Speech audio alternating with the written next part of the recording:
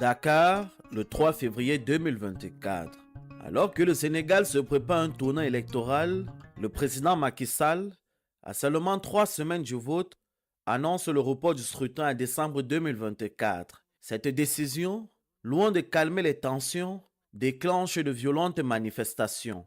Les rues de Dakar s'embrasent, les forces de l'ordre interviennent et le bilan est lourd, plusieurs blessés et 3 morts. Cependant, l'opposition ne cède pas. Elle continue sa campagne pour le 25 février, date initialement prévue.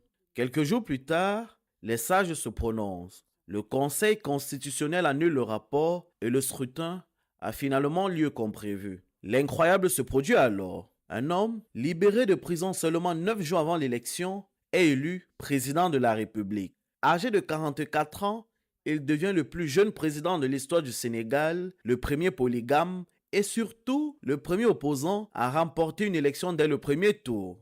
L'histoire du Sénégal est marquée par des événements aussi forts que celui-ci. De la période coloniale française, en passant par la prétendue indépendance de 1960 jusqu'à la récente élection de Diomaye Faye, le pays a traversé des périodes de transformation profonde. Chaque président a laissé sa trace.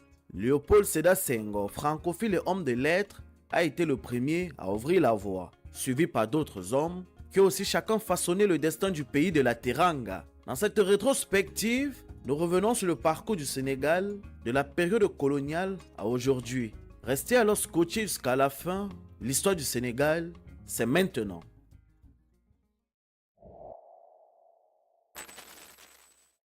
Avant de plonger vraiment dans la période coloniale, je veux traiter un sujet qui intéresse beaucoup, qui est l'islam. Il est impossible d'évoquer le Sénégal sans aborder la question de la religion, en particulier l'islam. Comment cette religion, qui n'est pas originaire d'Afrique, a-t-elle pu s'implanter aussi fortement? Aujourd'hui, plus de 94% de la population sénégalaise est musulmane, faisant du Sénégal l'un des pays les plus islamisés d'Afrique. L'islam est introduit au Sénégal entre le 8e et le 9e siècle par les commerçants arabo-berbères. Ces derniers imposent cette nouvelle foi de manière brutale, convertissant les tout couleurs, un peuple qui jouera ensuite un rôle clé dans la diffusion de l'islam à travers l'ensemble du territoire. Au XIe siècle, la dynastie des Almoradis, fondatrice de Marrakech, s'allie aux tout couleurs pour mener des campagnes de conversion par le djihad, visant les groupes pratiquants des religions traditionnelles. Cette période marque le début de migrations importantes, notamment celle des Sérères vers le Sine Saloum, ainsi que des Wolofs, Peuls et Mandingues qui étaient concentrés dans le Tegrour. Cependant, c'est véritablement au XIXe siècle que l'islam s'enracine profondément au sein de toutes les populations sénégalaises, grâce à l'influence des marabouts et de leurs confréries. Des figures emblématiques comme El Hadji Malick Sy ou Amadou Bamba, fondateurs de la confrérie mouride, séduisent les foules par leur savoir et leur miracle. Et au fil des années, l'islam s'impose, éclipsant progressivement des traditions et cultures sénégalaises purement africaines et pourtant bien plus anciennes. Au XVe siècle, les Portugais sont les premiers Européens à explorer les terres sénégalaises. Les navigateurs Alvis Cadamosto et Diniz Diaz atteignent l'embouchure du fleuve Sénégal et poursuivent jusqu'au point le plus occidental du continent africain qu'ils nomment Cabo Verde, le Cap Vert. Ils découvrent également l'île de Gorée qu'ils baptisent Ilha de Palma, l'île des Palmes. Bien qu'ils ne s'y installent pas de manière permanente, les Portugais utilisent ces sites comme point d'escale pour le commerce dans la région, y compris la traite des Noirs. Certains Portugais abusent des femmes africaines, tandis que d'autres établissent des relations plus pacifiques, donnant lieu à des unions de concubinage avec des femmes noires. De ces unions naît une population métisse, les Signars, qui occupent par la suite une place importante dans la société locale. Toutefois, la domination portugaise dans la région est rapidement concurrencée par les négociants et négriers britanniques, français et hollandais, dans le cadre du commerce triangulaire. En 1588, les Hollandais fondent un comptoir sur l'île de Gorée, tandis que la France établit en 1659 celui de Saint-Louis. En 1677, les Français prennent le contrôle de Gorée, qui devient avec Saint-Louis et le fort de l'île de James en Gambie l'un des principaux centres du commerce des esclaves en Afrique. Peu à peu, la France parvient à dominer les autres puissances coloniales et érige Saint-Louis, Gorée, Dakar et Rufisque en communes françaises. sous le statut des 4 communes. Avec l'avènement de la révolution industrielle française vers le milieu du 19e siècle, la France ambitionne de construire un chemin de fer reliant ces 4 communes. Ce projet entraîne un conflit avec le Damel du Cayor, Lat Dior, l'un des plus célèbres résistants à la colonisation française au Sénégal. Né en 1842, Lat Dior Diop est le Damel, le roi du Cayor, une région historique du Sénégal. Connu pour son courage et son esprit de résistance, il mène plusieurs luttes farouches contre la colonisation française. En 1861, il monte sur le trône et refuse catégoriquement de se soumettre aux Français. Il s'oppose à la construction de la ligne de chemin de fer Dakar-Saint-Louis, voyant cela comme une menace pour son peuple et sa souveraineté. Il inflige aux Français plus de pertes que quiconque dans l'espace sénégambien. Pendant une période de 25 ans, il résiste avec bravoure et tactique et ses diverses stratégies le démarquent par rapport à d'autres opposants de son époque. Après une série d'affrontements sanglants face aux troupes de Faidherbe et de Pinet-Laprade, il montre son génie militaire avec plusieurs victoires sur les colons malgré un armement disproportionné. En 1886, il mène ses troupes à la bataille de Dékelé, où il tente d'arrêter les Français. Malgré sa bravoure, il est tué lors de cette bataille, mais son sacrifice n'est pas oublié. La victoire sur Lat Dior en 1886 permet à la France de transformer officiellement le Cayor en protectorat. Cependant, malgré cette avancée coloniale, la résistance anticoloniale reste vigoureuse. Des figures emblématiques telles qu'Aline Sitoé Diatta, Sidi Ndaté Yala Diop, El Hadj Oumar Tall, Moussa Mbolo Baldé et Djignabo Badji incarnent cette opposition farouche. Après de nombreuses batailles et parfois des trahisons internes, les forces coloniales finissent par prendre l'avantage et asseoir leur domination. Cette phase marque le début de la colonisation systématique de l'Afrique de l'Ouest, avec Saint-Louis puis Dakar désignés comme capitale successive de l'Afrique occidentale française créée en 1895. Deux statuts distincts émergent alors. Les habitants des 4 communes, Saint-Louis,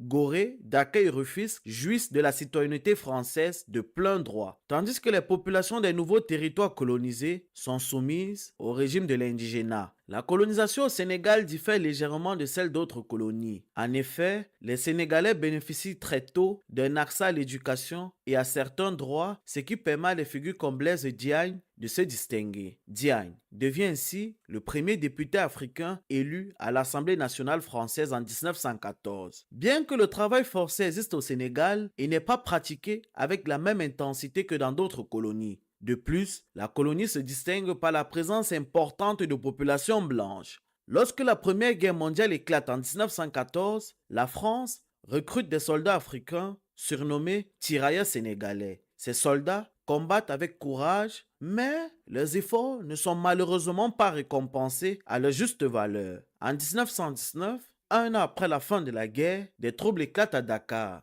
Sékou Cissé, un tirailleur né au Soudan français, actuel Mali, est blessé pendant le conflit, réclame son salaire et demande à rejoindre sa famille. En octobre 1914, Sékou Cissé est recruté et intégré au 4e régiment de tirailleurs sénégalais. Il participe activement à la Première Guerre mondiale, se rendant sur le front en Europe, où il est blessé à 3 reprises, au Maroc et aux Dardanelles. En 1917, il est rapatrié au Sénégal, malgré ses multiples demandes de rejoindre sa famille au Soudan français. Les autorités coloniales le contraignent à rester sur place. Le 17 octobre 1917, sans preuve tangible, il est arrêté à Dakar pour complot contre la sûreté de l'État et excitation à la guerre civile. Condamné à la déportation à perpétuité, il est d'abord emprisonné à Dakar, puis transféré successivement à Alger, à l'île du Diable en Guyane et enfin en Nouvelle-Calédonie. Ces nombreuses demandes de grâce sont systématiquement rejetées. En parallèle, une campagne pour sa libération est menée par des associations anticolonialistes, le Secours Rouge International SRI et le député communiste André Marty. Le 7 avril 1933, le Secours Rouge International envoie un colis à Sékou Cissé depuis Paris. le 21 juillet, le colis revient avec la mention décédé. Après avoir combattu pour la France sans recevoir de salaire, Sékou Cissé meurt en exil pour avoir osé réclamer le droit de rejoindre sa famille. Cet épisode tragique s'inscrit dans la continuité des violences infligées aux tirailleurs sénégalais à l'image du massacre de Thiaroye en 1944. Dans les années 1950, à l'approche de la fin du régime colonial, les autorités coloniales préparent minutieusement les fondations du néocolonialisme. Elles favorisent l'émergence de personnalités politiques soutenant leurs intérêts. C'est dans ce contexte que Léopold Sédar Senghor se hisse au rang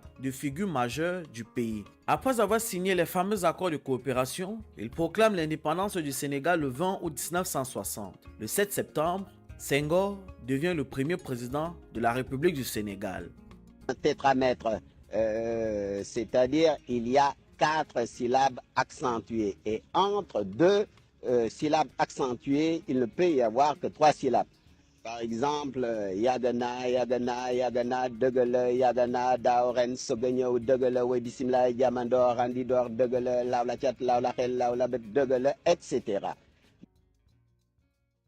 Avant de continuer, je vous présente German Africa Solutions, votre partenaire d'achat en Allemagne pour l'Afrique. Vous êtes en Afrique et souhaitez acheter des produits de qualité en Allemagne sans tracas? German Africa Solutions est votre intermédiaire de confiance. Que vous cherchez des voitures, machines industrielles, appareils électroniques, téléphones, vêtements ou tout autre bien, ils vous offrent un service sur mesure. Leur service inclut achat personnalisé. Ils recherchent les meilleurs produits au prix les plus compétitifs selon vos besoins. Suivi et transparence. Chaque étape est accompagnée de factures et preuves d'achat pour un suivi clair et une transparence totale. Expédition rapide et sécurisée. Choisissez le mode d'envoi qui vous convient, maritime, aérien, express. Ils s'occupent de la livraison en toute sécurité. Assistance dédiée. Leur équipe vous accompagne à chaque étape et répond à toutes vos questions. Avec German Africa Solutions, la transparence et la fiabilité sont au cœur des engagements. Vous avez accès à toutes les preuves nécessaires pour un suivi en toute confiance de vos transactions. Contactez dès aujourd'hui et simplifiez vos achats internationaux avec une gestion transparente et efficace. Et étant personnellement connecté à la structure, je peux vous garantir que vous serez très satisfait. Léopold Sédar Senghor voit le jour le 9 octobre 1906 à Joal, une petite ville côtière au sud de Mbour, au Sénégal. Son père, Basile Diogoye Senghor, est un commerçant déjà converti au catholicisme, tandis que sa mère, Ngila Ndiémé Bakoum, appartient à l'ethnie Sérère et à la lignée Tabor. Elle est la troisième épouse de Basile et meurt en 1948. Léopold passe ses premières années chez sa famille maternelle avant de retourner vivre avec son père. Il fréquente ensuite la maison catholique de Joal où il apprend le catéchisme et les notions élémentaires de la langue française. Mais le jeune Sédar est un jeune qui vagabonde parfois. Son père, pour le recadrer, décide de l'envoyer à l'école des Blancs. J'étais très turbulent et j'étais tout le temps au champ avec les bergers, avec mon oncle maternel qui était paysan. Et mon père trouvait que j'avais des goûts trop roturiers et qu'il fallait quand même me civiliser un peu. Mon père voulait m'envoyer à l'école beaucoup plus tard, comme c'était la coutume alors. Et à cause de ma nature turbulente, on m'envoya à l'école à l'âge de 7 ans à Joal et on me confia au curé de Joal, le père Dubois, qui était un Normand. Et naturellement, j'ai été dépaysé peu à peu, je m'y suis fait, j'ai appris le catéchisme, j'ai commencé par apprendre quelques mots de français comme chocolat, confiture. J'avais un ami qui s'appelait René, je me le rappelle, qui était le fils du commissaire, qui était blond avec des yeux bleus et ça me fascinait beaucoup. Le jeune Senghor commence ses études chez les pères spirituels en Gazobile, où il reste pendant 6 ans, puis continue à Dakar au collège séminaire François Lieberman, aujourd'hui lycée Lamine Gueye. Passionné de littérature française, il réussit brillamment le baccalauréat, notamment grâce au français et au latin. Ses excellents résultats incite le directeur et les professeurs du lycée à le recommander pour poursuivre ses études en France. À 22 ans, avec une demi-bourse de l'administration coloniale, Senghor quitte le Sénégal pour la première fois. Il fait partie de la minorité d'élèves noirs formés pour constituer l'élite des colonies. Mais en réalité, il s'agit d'une élite sur laquelle l'administration coloniale compte s'appuyer pour maintenir l'ordre en cas de soulèvement. Le futur homme de lettres arrive à Paris en 1928 et, grâce à l'aide du député du Sénégal, le jeune Senghor obtient une place en classe préparatoire littéraire au lycée Louis-le-Grand où il se lie d'amitié avec des personnages très importants comme Aimé Césaire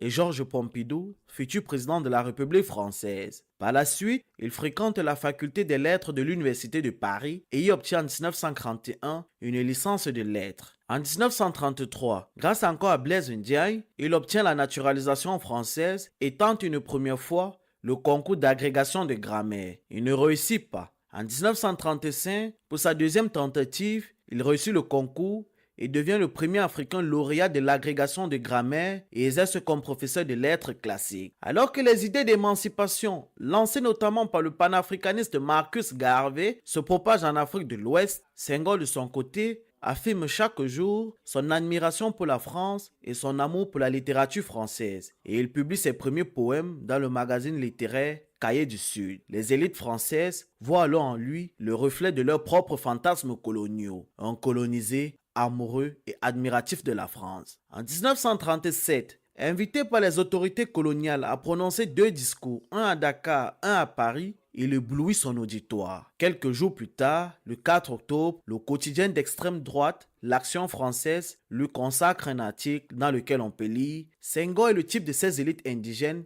dont la France a le droit d'être fière ». En 1939, pendant la Seconde Guerre mondiale, il est incorporé dans un régiment d'infanterie coloniale. En 1940, il est capturé et fait prisonnier par des Allemands. Il est transféré de camp en camp en France pendant plusieurs mois. Pour des raisons de santé, il est libéré début 1942 et reprend sa carrière d'enseignant tout en participant à la résistance. À cette époque, il affiche une grande admiration pour le général Charles de Gaulle. Fin 1944, il commence à s'intéresser à la politique coloniale de la France en Afrique. En janvier 1945, il publie ses premières propositions de réforme des colonisés dans lesquelles il dit clairement « Les colonisés doivent s'assimiler l'esprit de la civilisation française ». Pour ses propos, il devient la cible de quelques étudiants africains établis à Paris comme le Sénégalais Abdoulaye Ly et le Dahoméen Louis Béhanzin qui critiquent son assimilation et sa docilité. En 1945, au lendemain de la Deuxième Guerre, Lamine Gueye, la figure politique principale du pays, lui propose de se présenter aux élections législatives que la France vient d'autoriser dans les colonies. Aux élections du 21 octobre 1945, il se porte comme candidat pour la colonie Sénégal-Mauritanie. Il est élu et en janvier 1946, Senghor s'installe à l'Assemblée française. Il intègre le parti SFIO, section française de l'Internationale ouvrière, et à l'Assemblée, il est en total désaccord avec d'autres élus africains qui pensent que les colonies doivent obtenir leur indépendance. L'homme de lettres, fidèle à la position de son parti, milite pour l'Union française. En 1946, Félix Houphouët-Boigny, le député de la Côte d'Ivoire, fait appel aux élus et intellectuels africains pour créer un grand mouvement politique africain capable de contrer les offensives conservatrices du lobby colonial. Le 28 septembre 1946, plusieurs députés africains, dont Senghor, signent un manifeste convoquant les parlementaires des territoires africains sous administration française à un congrès au mois d'octobre à Bamako. Bien que signataires du manifeste, Léopold Sédar Senghor, Lamine Gueye, Yacine Diallo et Fili Dabo Sissoko décident de boycotter le congrès de Bamako.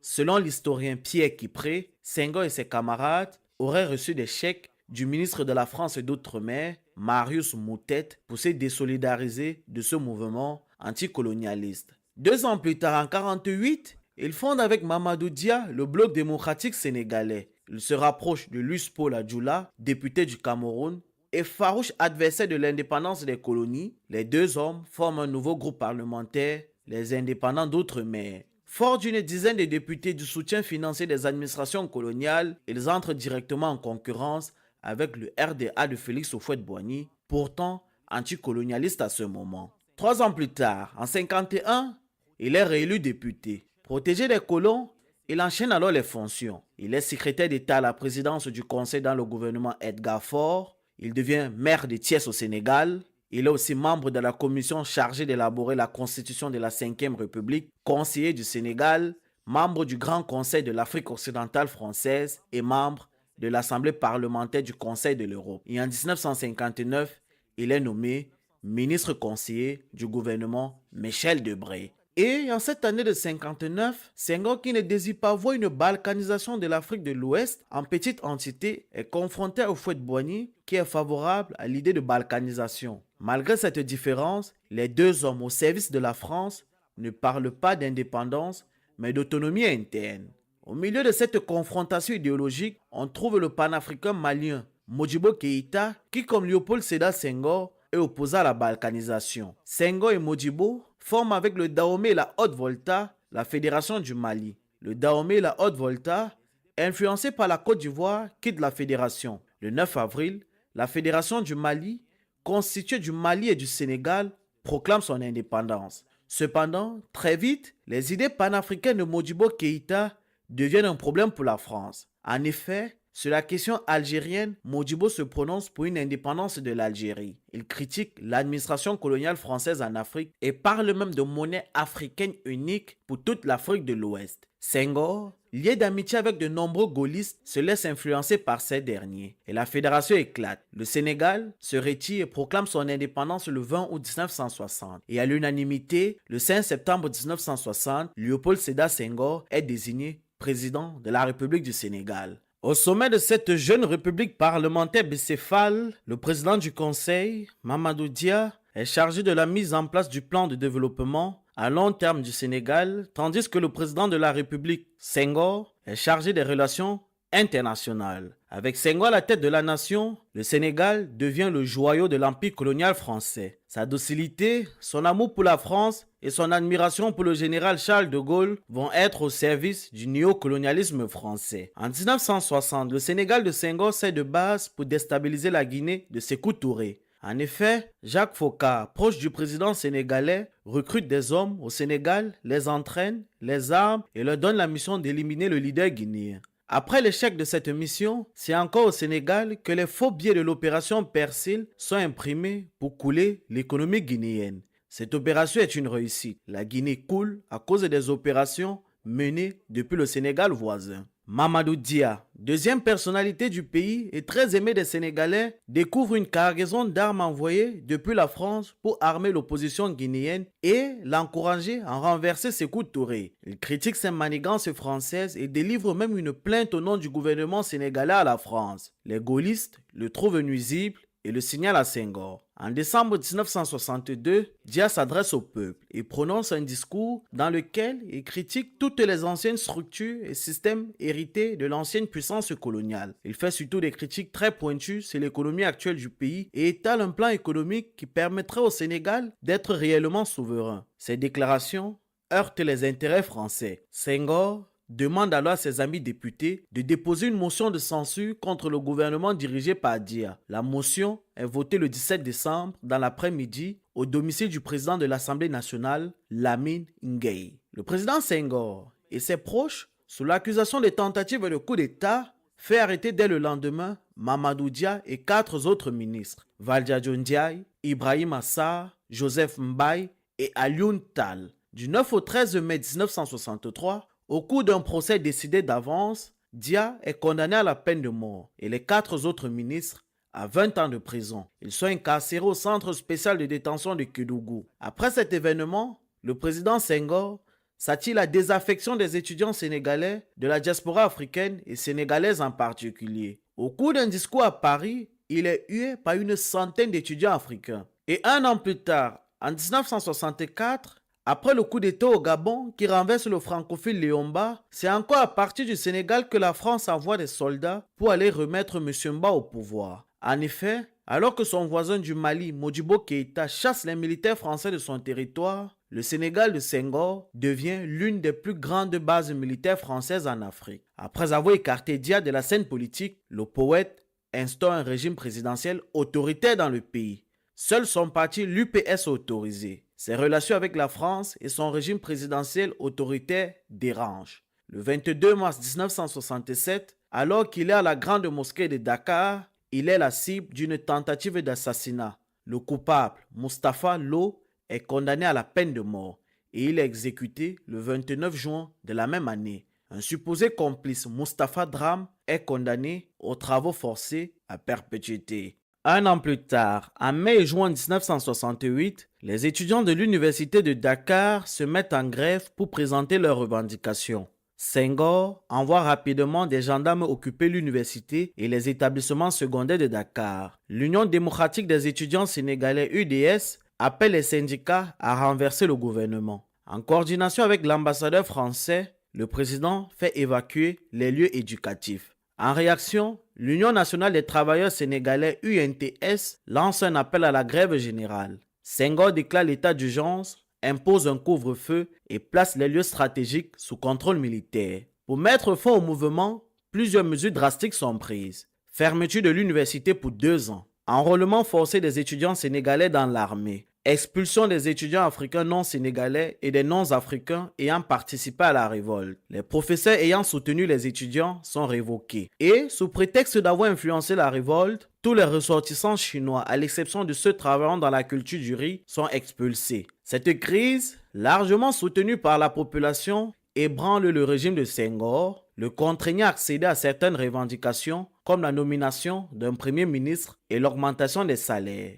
Le 26 février 1970, il nomme Abdou Diouf Premier ministre. Mais cette nomination est une préparation à sa succession. Et depuis la France, où il a fait un stage, Abdou Diouf est apprécié, donc validé comme successeur de Senghor. D'ailleurs, la constitution est modifiée et fait du Premier ministre le successeur constitutionnel en cas de vacances au pouvoir. Et après 11 ans de détention déjà, il gracie Mamadou Dia et les anciens ministres co-accusés. Sur la question des réalisations, le président Senghor, accompagné par la France, réalise plusieurs travaux dans le pays, des écoles, des hôpitaux et des routes. Parmi les anciennes colonies, il réussit à placer le Sénégal parmi celles les plus riches avec des avancées et améliorations prometteuses. En mai 1976, l'homme de lettres réinstaure le multipartisme dans le pays. Et avant le terme de son 5e mandat en décembre 1980, il démissionne de la présidence et en vertu de l'article 35 de la Constitution,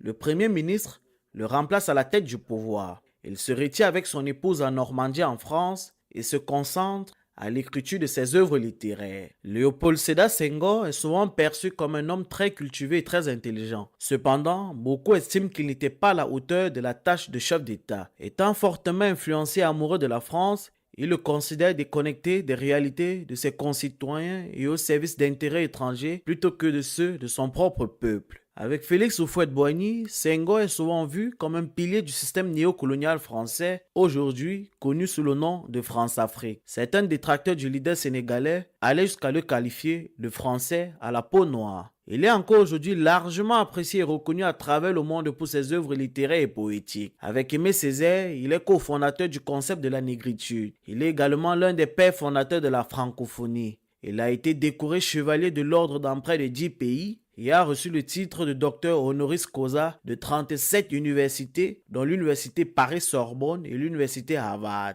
En tant qu'homme de lettres, il a remporté de nombreuses récompenses pour son travail. Nommé prince des poètes, il a été élu à l'Académie française en décembre 1980, occupant le 16e fauteuil et succédant au duc de Lévis-Mirepoix. Âgé de 95 ans, il meurt le 20 décembre 2001 en Normandie. Son corps repose aujourd'hui au cimetière catholique Bel-Air à Dakar. L'homme qui remplace Senghor est alors sa fabrication, tout comme lui, un pur produit français. Né le 7 septembre 1935 à Louga et d'origine sérère, Abdou Diouf est le fils d'un postier. Vers l'âge de 5 ans, il commence son instruction religieuse à l'école coranique. À 7 ans, il intègre l'école primaire Brière de Lys, puis poursuit ses études secondaires au lycée Faidherbe. Durant cette période, il assiste à la naissance du Bloc démocratique sénégalais, fondé par Léopold Sédar Senghor, un parti pour lequel sa tante milite activement. En 1955, après avoir obtenu son baccalauréat en philosophie, il s'inscrit en licence de droit à l'Institut des hautes études de Dakar. Pendant ses années d'études, il s'implique dans plusieurs activités associatives. Il devient président de l'amicale scolaire et universitaire de Louga, où il organise des cours de vacances et des événements culturels pour les jeunes de sa ville. Il préside également la coordination des associations scolaires et universitaires du Sénégal, Sekas. Lauréat de la faculté de droit, il obtient sa licence en 1958. Cette même année, il réussit le concours de l'École nationale de la France d'outre-mer à Paris, où il se spécialise dans les finances publiques. Pendant son stage au ministère des Finances à Paris, il s'intéresse au syndicalisme et se rapproche de l'Association des étudiants sénégalais ainsi que la Fédération des étudiants d'Afrique noire en France. À l'indépendance du Sénégal, Abdou Diouf démissionne de la fonction publique française pour rejoindre Dakar et servir le nouvel État. Il commence sa carrière dans divers cabinets ministériels et accède rapidement à des postes de responsabilité. Le 11 décembre 1961, à seulement 26 ans, il est nommé gouverneur de la région Sine Saloum. En 1963, il devient directeur du cabinet du président Léopold Sédar Senghor avant d'être promu secrétaire général de la présidence de la République en 1964. En 1968, après la réélection de Senghor, Diouf est nommé ministre du Plan et de l'Industrie. Il est alors chargé de piloter le 3e plan de développement national, englobant les secteurs clés tels que l'industrie, l'agriculture, les infrastructures et l'éducation. Il s'implique également dans le développement économique de la Casamance. En 1970, à la suite d'une révision constitutionnelle, le poste de Premier ministre est créé et Abdou Diouf, à 45 ans, devient le premier à occuper cette fonction. Le 1er janvier 1981, après la démission de Léopold Sédar Senghor, Abdou Diouf devient le 2e président de la République du Sénégal. Dès son accession à la présidence, il poursuit les réformes de démocratisation initiées par son prédécesseur. Il élargit le multipartisme jusque-là limité à 4 partis et supprime les délits de presse, ouvrant la voie à la libéralisation progressive du secteur des médias avec la création de nouveaux journaux et stations de radio. En signe de reconnaissance pour le célèbre chercheur et spécialiste de l'Égypte antique, il rebaptise l'université de Dakar en université Cheikh Anta Diop. Contrairement à Senghor, Diouf permet à Cheikh Anta Diop de devenir professeur d'université malgré l'engagement politique de ce dernier. Sur le plan économique, il s'engage aussi dans la modernisation de l'État, avec pour objectif de renforcer le tissu économique et industriel du Sénégal. Plusieurs entreprises nationales voient le jour pour répondre aux besoins croissants en biens et services. Parmi elles, on trouve la Sonatel. D'autres sociétés d'envergure sont fondées telles que la Société nationale de distribution Sonadis, la Société nationale de commercialisation des oléagineux du Sénégal Sonacos et les industries chimiques du Sénégal ICS. En parallèle, il encourage le développement du tourisme avec la création de stations balnéaires comme Sali Portudal en 1984. Il pose également les bases d'un tourisme d'affaires prospère en inaugurant le Centre international du commerce extérieur du Sénégal CICES en 1986, où se tiennent des foires et salons tout au long de l'année. Pour soutenir ces secteurs, la construction de complexes hôteliers est lancée, notamment avec le Méridien Président, rebaptisé plus tard King Fahd Palace, équipé d'un palais des congrès pour accueillir des événements internationaux. Sur le plan social, la politique de décentralisation qu'il initie permet l'extension des services publics à travers tout le pays. Hôpitaux, lycées, écoles et centres de santé sont construits dans les grandes villes et petites communes, améliorant l'accès à la santé et à l'éducation. La loi de décentralisation de 1996 renforce les compétences et les moyens des collectivités locales. L'accès à l'eau potable devient également une priorité avec des raccordements dans les foyers urbains et des forages installés dans les zones rurales. En agriculture, des coopérations et groupements d'intérêt économique GIE sont créés pour faciliter la mécanisation et dynamiser le secteur. Sur le plan international, le Sénégal sous Diouf se positionne comme un acteur majeur des missions de paix de l'ONU, de l'Union africaine et de la CEDEAO. Il est l'un des premiers chefs d'État à reconnaître la Palestine en ouvrant une ambassade. Et il lutte aussi activement contre l'apartheid, mobilisant l'Afrique et la communauté internationale en tant que président de l'OUA. En 1987, il organise à Dakar une rencontre historique entre libéraux sud-africains et représentants de l'ANC, contribuant à la fin de l'apartheid et à la libération de Nelson Mandela. Le pays devient également un pôle d'attraction pour les ressortissants des pays voisins. Notamment, dans les années 1980, un programme de réhabilitation est introduit dans les prisons, contribuant à une réduction du taux de récidive. Ces différentes initiatives renforcent l'attractivité et la stabilité du Sénégal au sein de la sous-région, confirmant le pays comme un modèle de développement et de gouvernance en Afrique de l'Ouest. Sur le plan culturel et sportif, Abdou Diouf accorde une attention particulière à la promotion des talents sénégalais. Sous son mandat, des figures emblématiques comme Youssou N'Dour, Ousmane Sembène et Ousmane Sow émergent et se hissent sur la scène internationale. Il favorise également la professionnalisation du sport au Sénégal en introduisant des partenaires, notamment avec l'Allemagne, pour former des entraîneurs locaux et repérer de nouveaux talents. Le basket et la lutte, deux disciplines très populaires, bénéficient de cette structuration, ce qui contribue à leur essor. Toutefois, ces mandats sont marqués par des crises économiques, notamment la dévaluation du franc CFA en 1994 qui provoque des difficultés pour les populations. Certains moments de son règne sont aussi teintés de controverses, comme l'emprisonnement d'opposants politiques, ce qui alimente les critiques sur son style de gouvernance. La politique de Diouf est souvent critiquée pour son alignement jugé excessif sur les intérêts français. Certains analystes politiques lui reprochent de perpétuer un système néocolonial, le qualifiant de fils de Senghor ou de gouverneur colonial. Les relations étroites entre le Sénégal et la France sous son mandat renforcent ces critiques, d'autant que les Français sont les premiers partenaires du pays dans de nombreux domaines. Des rumeurs circulent aussi affirmant qu'il aura envoyé d'importantes sommes d'argent issues des caisses de l'État sénégalais à des dirigeants français pour garantir leur soutien.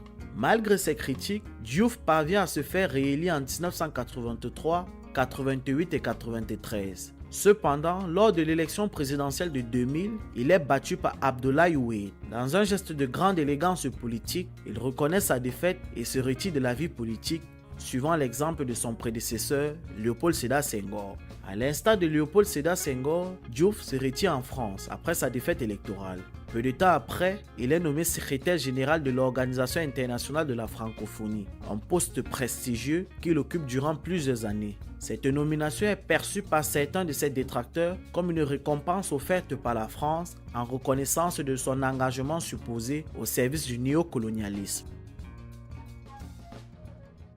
Abdoulaye Wade succède à Abdou Diouf à la présidence du Sénégal et son parcours est marqué par une histoire familiale enraciné dans l'armée coloniale avec un père et un oncle ayant servi dans les tirailleurs sénégalais pendant la Première Guerre mondiale. Né le 29 mai 1926, Wade suit une brillante formation académique. En 1947, il obtient son diplôme à l'école normale William Ponty. Il poursuit ensuite des études en mathématiques en France et entre 1952 et 1957, il étudie à la faculté des sciences, des lettres et à l'école libre de droit de Besançon. Il obtient finalement un doctorat en droit et sciences économiques de l'université de Grenoble en 1959. De retour au Sénégal, il devient avocat et enseignant à l'université de Dakar. En 1963, il se distingue en tant qu'avocat lors du procès politique de Mamadou Dia et 4 ministres accusés de tentative de coup d'État par Léopold Sédar Senghor. Mais Dia est condamné à perpétuité, un événement qui marque les débuts de la carrière politique de Wade. En 1973, il devient responsable local de l'Union progressiste sénégalais avant de fonder en 1974 le Parti démocratique sénégalais PDS avec Alioune Badara Niang. Il se présente à plusieurs élections présidentielles sans succès, mais devient ministre d'État dans le gouvernement d'union nationale entre 1991 et 1992, puis de nouveau de 1995 à 1997.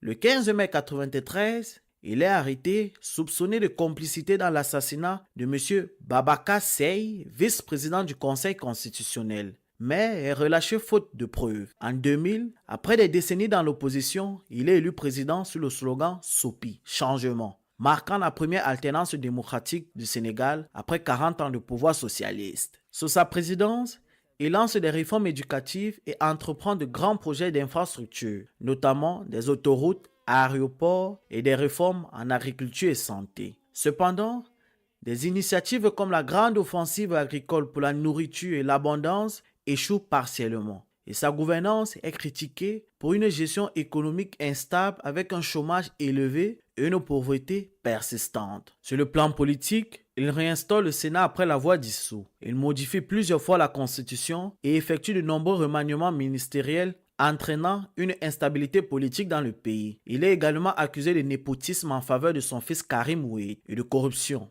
Ses liens avec la France ainsi que les accusations d'envoi de fonds au gouvernement français via des intermédiaires comme l'avocat Robert Bourgi alimentent les critiques sur son alignement avec les intérêts néocoloniaux. Sur le plan judiciaire, il est accusé d'instrumentaliser la justice avec des arrestations de journalistes, la répression de manifestations et des atteintes aux libertés individuelles. Il est également reproché de favoriser sa confrérie religieuse mouride, perturbant ainsi la stabilité religieuse qui caractérisait le Sénégal. À partir de 2011, plusieurs mouvements sociaux éclatent dans les secteurs de la santé, des transports et de l'éducation. Bien que toujours populaire dans les campagnes, il perd du terrain à Dakar, notamment auprès de la jeunesse. Il est cependant investi candidat du PDS pour les élections présidentielles de 2012, malgré ses 85 ans et les contestations sur la constitutionnalité de sa candidature. Les violences qui suivent la validation de sa candidature par le Conseil constitutionnel entraînent la mort d'au moins 6 personnes.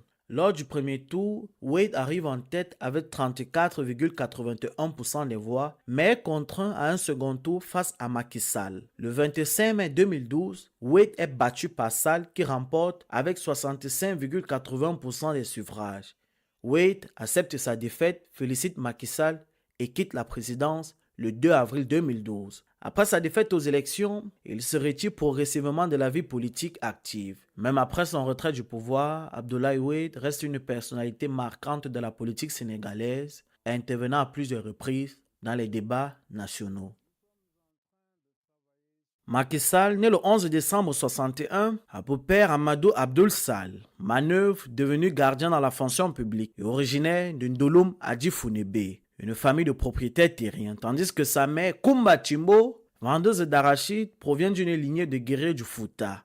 Macky grandit au sein d'une famille modeste de 5 enfants, partagée entre Fatick et le Fouta Toro. Diplômé en géophysique de l'Institut des sciences de la Terre IST de Dakar, puis de l'École nationale supérieure du pétrole et des moteurs, ensuite de l'Institut français du pétrole IFP à Paris, Macky Sall se distingue dans le domaine des sciences. Il intègre rapidement les réseaux professionnels nationaux et internationaux des géologues et des géophysiciens. Dans les années 80, il adhère au Parti démocratique sénégalais PDS, dirigé par Abdoulaye Wade, qui reconnaît son potentiel et le fait monter en responsabilité. En 1998, Macky Sall devient secrétaire général de la convention régionale du PDS de Fatick et prend la tête de la cellule initiative et stratégie. Sa fidélité à Wade le hisse au poste de président des cadres du parti, ce qui lui permet de jouer un rôle clé dans la campagne victorieuse de 2000 qui porte Wade à la présidence. Macky Sall, après avoir été directeur général de la Société des pétroles du Sénégal Petrosen, se rapproche du pouvoir en devenant conseiller spécial du président pour l'énergie et les mines, puis ministre des mines, de l'énergie et de l'hydraulique. Il gravit rapidement les échelons et devient premier ministre en 2004. Cette fonction qu'il occupe jusqu'en 2007 fait de lui l'un des plus longs premiers ministres de l'ère Wade. Durant cette période, il se fait remarquer pour son efficacité à mettre en œuvre les projets d'infrastructure en sommeil, notamment l'autoroute et la corniche de Dakar. Cependant, les relations entre lui et Wade se détériorent lorsque ce dernier ignore son rôle dans sa réélection de 2007 et surtout après que Macky Sall tente de faire comparaître Karim Wade, le fils du président, devant l'Assemblée nationale pour des questions de gestion de fonds publics. Face à ce défi, Macky Sall est évincé du PDS. Son poste de président de l'Assemblée nationale est réduit à 1 an. Il quitte le PDS et crée son propre mouvement politique, l'Alliance pour la République APR. À la tête de l'APR, il axe son discours sur le développement des infrastructures rurales et l'amélioration des conditions de vie des Sénégalais. Il devient rapidement une figure centrale de l'opposition et lors de l'élection présidentielle de 2012, il se présente sous la bannière de la coalition Macky 2012. Au second tour, il réussit à rassembler l'opposition autour de lui dans la coalition Benno Bokk Yakaar et remporte la victoire face à Abdoulaye Wade, mettant ainsi fin à plus de 12 ans de gouvernance libérale. Président du Sénégal depuis le 2 avril 2012, Macky Sall se distingue par une série de réformes dès le début de son mandat. Il cherche à réduire les dépenses publiques. Il lance les audits sur la gestion de son prédécesseur et entreprend des réformes pour moderniser l'économie à travers le plan Sénégal émergent. Ce programme de développement inclut des projets ambitieux comme l'aéroport international Blaise Ndiaye, le train express régional, ainsi que des initiatives dans les domaines des énergies renouvelables et des infrastructures sportives. Sur le plan judiciaire, il s'engage à lutter contre la corruption, bien que certains de ses détracteurs l'accusent d'utiliser la justice à des fins politiques, notamment lors des procès de Karim Wade et Khalifa Sall. Ces affaires soulèvent des critiques sur la neutralité du système judiciaire sous son régime. Réélu en 2019 avec 58% des voix, il continue à consolider son pouvoir. Cependant, son mandat est marqué par des polémiques, notamment en ce qui concerne des accusations de népotisme, la nomination de membres de sa famille à des postes stratégiques, dont son frère Aliou Sall suscite des critiques. De plus, la gestion de l'affaire Aliou Sall, qui aurait reçu 250 000 $ de la Timid Corporation, selon un reportage de la BBC, amplifie les accusations de corruption, bien que l'affaire soit classée sans suite. Sur la scène internationale, Macky Sall entretient des relations solides avec la France, mais développe aussi des partenariats avec la Chine. Il joue un rôle déterminant dans la résolution de la crise en Gambie en 2017 et continue d'influencer la diplomatie régionale au sein de la CEDEAO qu'il préside en 2015. Malgré des progrès significatifs, Macky Sall fait face à des défis internes, notamment les tensions sociales et les manifestations contre son régime. En 2023, il est critiqué pour sa rencontre avec Marine Le Pen, figure de l'extrême droite française, ce qui suscite une vive polémique au Sénégal. Ainsi, le parcours de Sall, bien que couronné de succès sur plusieurs fronts, reste entaché par des critiques liées à la gestion du pouvoir, aux relations avec la France et à la répression des opposants politiques. Un moment marquant de la gouvernance de Sall est la condamnation à 2 ans de prison ferme d'Ousmane Sonko en juin 2023. Ce dernier, candidat déclaré du PASTEF à la présidence de 2024 et l'un des principaux opposants au régime, est reconnu coupable dans ce que beaucoup considèrent comme une affaire politique. Ce verdict, perçu comme une parodie de justice, provoque de violents troubles au Sénégal, faisant entre 16 et 30 morts. Ousmane Sonko, avant de devenir une figure politique majeure, a d'abord évolué dans l'administration fiscale. Il a été inspecteur principal des impôts et des domaines, chef de brigade de vérification fiscale et auditeur interne. En 2005, il fonde le syndicat autonome des agents des impôts et domaines, qu'il dirige jusqu'en 2012. Très critique envers le gouvernement, il dénonce les irrégularités fiscales et budgétaires, ce qui lui vaut d'être radié de la fonction publique pour manquement au devoir de réserve. Cet épisode le révèle au grand public. En 2014, il crée le parti politique PASTEF, Patriotes africains du Sénégal, pour le travail, l'éthique et la fraternité. Il est élu député en 2017 et publie un ouvrage en 2018, Pétrole et gaz au Sénégal, chronique d'une spoliation, dans lequel il accuse Macky Sall et son entourage de malversation. Ces accusations sont reprises dans un documentaire de la BBC visant notamment le frère du président, Aliou Sall, pour des pots de vin présumés. Candidat à la présidentielle de 2019, Sonko termine 3e derrière Macky Sall et Idrissa Seck. Cependant, en 2021, une accusation de viol portée par Adji Sarr,